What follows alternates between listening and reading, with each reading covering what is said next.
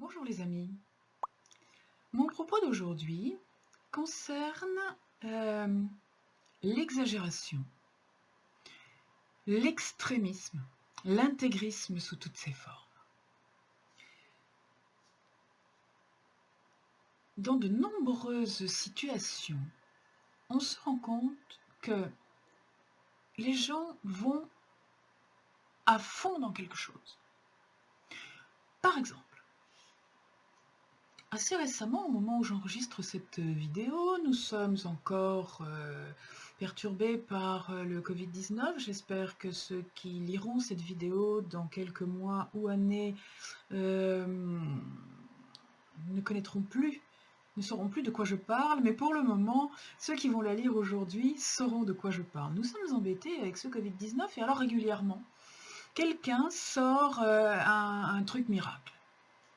Alors vous le savez, j'ai fait exprès pour vous une série de vidéos courtes pour vous donner des indications, des trucs et des astuces pour booster votre santé dans cette période comme dans n'importe quelle autre, booster votre santé globale.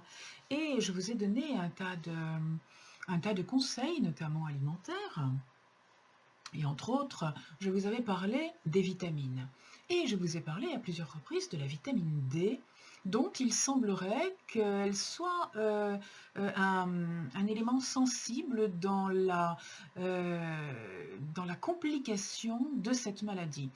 Il se trouve que les gens qui ont fait des formes compliquées très sévères de la Covid-19 sont des gens dont les examens médicaux sanguins ont montré qu'ils étaient fortement déficitaires en vitamine D. Alors, eh bien, les médecins ont dit, oui, il pourrait être intéressant de charger un petit peu les gens en vitamine D, de supplémenter un peu en vitamine D les gens qui en manquent.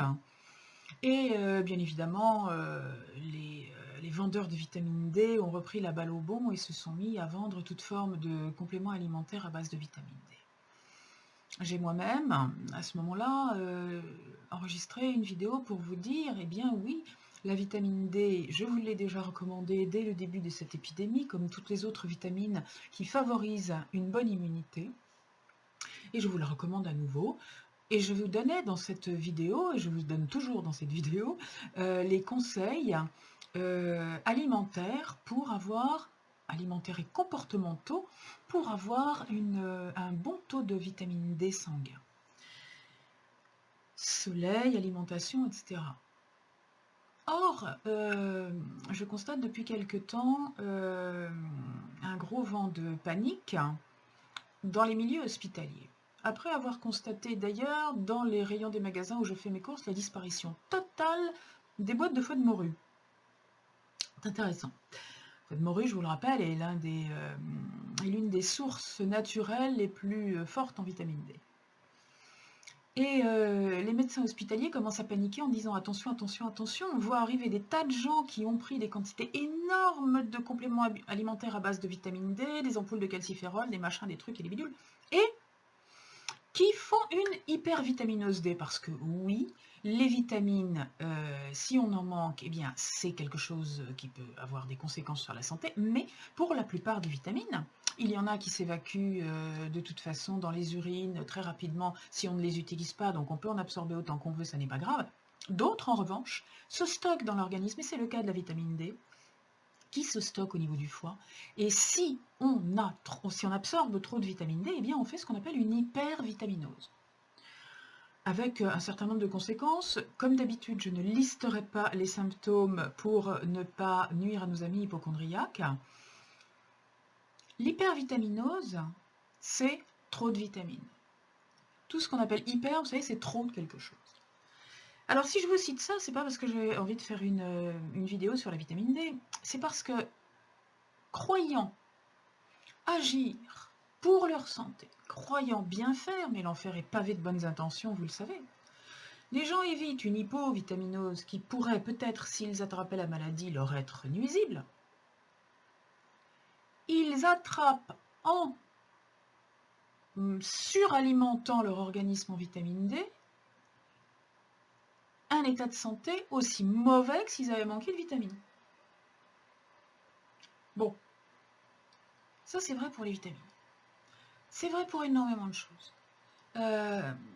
Récemment, j'ai rencontré quelques personnes qui avaient pris conscience de l'impact épouvantable de l'élevage industriel sur notre planète. Un certain nombre de documentaires sont sortis, on en parle beaucoup. J'ai moi-même publié sur mon groupe Je m'engage pour la Terre un certain nombre d'articles fort intéressants à ce sujet. L'élevage des animaux pour la viande industrielle est calamiteux, c'est certainement la chose qui pollue le plus et qui est le plus responsable en pourcentage de la modification de notre climat. Alors il y a des gens comme ça qui prennent conscience de ça, pof, d'un seul coup, ça leur arrive dans la tête comme un parpaing, et du jour au lendemain, ils mettent toute la famille au régime sec, c'est-à-dire suppression du jour au lendemain de toute viande, de tout produit animaux, certains deviennent véganes, je ne sais quoi, et là, on ne touche plus à un poil d'animal. Et bien évidemment, on tombe malade. Encore une fois, un intégrisme et une incompréhension. Dans le cas de la vitamine D, on vous dit il faut avoir suffisamment de vitamine D, vous promener assez au soleil, avoir une alimentation équilibrée. On ne vous dit pas il faut avaler une boîte d'ampoules de vitamine D à la fin de chaque repas. Pour la viande industrielle, on dit la viande industrielle, les élevages industriels qui produisent cette viande à 3 francs 6 sous en super promo. Vous achetez une escalope comme ça et puis vous vous retrouvez avec un amuse-bouche à la sortie tellement la viande est artificielle, gonflée, peut-être plus aux hormones parce que maintenant c'est interdit, mais en tout cas elle est pleine d'eau. On n'a jamais dit il faut arrêter de se nourrir comme les êtres humains se nourrissent depuis 4000 ans et ne plus manger de la viande d'animaux qui ont été élevés dans le respect de leur nature, c'est-à-dire d'animaux qui ont pâturé, qui ont mené une vie d'animaux paisibles, qui ont été abattus dans le respect de l'animal, c'est-à-dire sans souffrance, sans stress. Il ne faut pas systématiquement arrêter de manger des œufs sous prétexte que l'élevage industriel de la ponte industrielle, qui sont des choses avec des milliers de poules. Pour avoir ces milliers de poules, on fait éclore des dizaines de milliers d'œufs et tous les poussins mâles, on les écrase lamentablement, on les broie vivants. C'est une horreur, j'en conviens.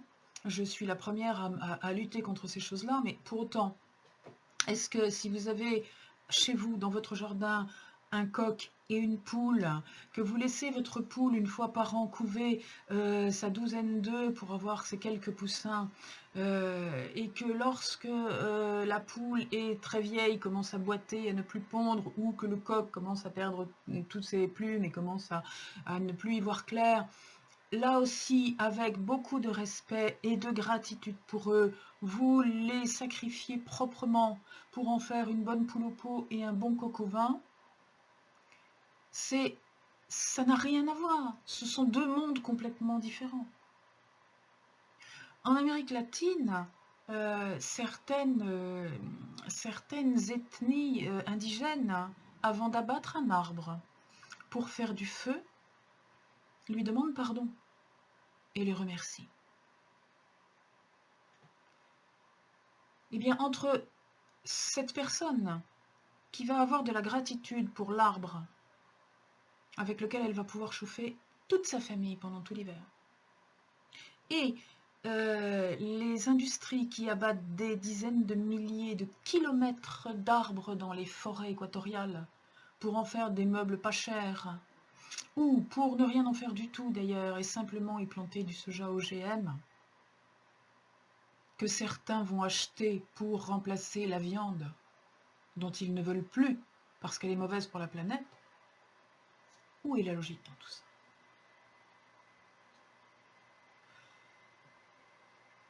Voilà 2 exemples, je pourrais vous en donner 50. Ça n'est pas absolument pas mon intention, rassurez-vous. Je voulais juste vous montrer que dans les comportements que l'on adopte, il peut y avoir des comportements raisonnables et des comportements intégristes, extrémisme. L'extrémisme est nuisible.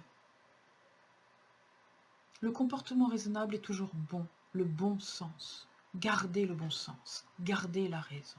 À une époque, nos politiques employaient cette expression, et c'est pour ça que je l'ai choisi comme titre, « Il faut raison garder ». Ils disaient toujours « il faut raison garder ». Maintenant, on en est à autre chose, on en est, il n'y a pas de sujet. Mais il n'y a pas de sujet, ça dépend. Les sujets de Sa Majesté, peut-être. Il faut raison garder. Est-ce que ce que vous êtes en train de faire est vraiment bon? Ou est-ce que vous êtes tombé d'un extrême dans l'autre? Est-ce que, lorsque vous avez arrêté de manger de la viande parce que l'élevage industriel pollue la planète, vous vous êtes mis à vous empiffrer de soja qui pollue la planète tout autant, qui est responsable de la destruction des forêts qui la nettoient, la planète? On disait que les forêts étaient le poumon de la Terre, mais oui, les forêts sont comme les poumons, ils permettent la respiration de la planète. Les arbres nettoient ce carbone qui nous dérange tant. Ce poids du carbone dans l'atmosphère, ce sont les arbres qui le nettoient normalement. C'est leur rôle, ce sont les plantes qui le nettoient. Des milliers de kilomètres de forêts abattues, ce sont des milliers d'arbres, des dizaines, des centaines de milliers d'arbres qui ne nettoient plus notre planète, bien sûr.